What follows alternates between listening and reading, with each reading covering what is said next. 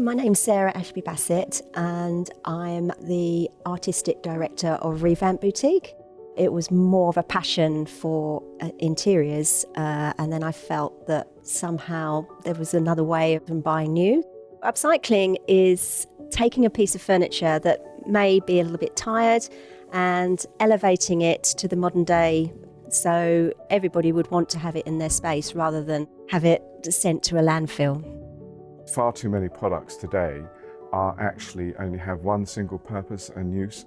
And the great advantage of something like Revamp here is it's starting to create part of the circular economy, which we at Essex County Council are really pleased to see. You can upcycle any piece of furniture, whether it be metal, wood, fabric. It's endless. The great thing is that these are assets, and these assets are being reused and repurposed. And just because it's repurposed once doesn't mean it can't be repurposed 2 or 3 times, because it can be also pulled apart and redesigned and remade. It's really important that we get into the revamp, reuse culture because we haven't got endless resources to make new. We haven't got endless landfill, and it's really good for your well-being.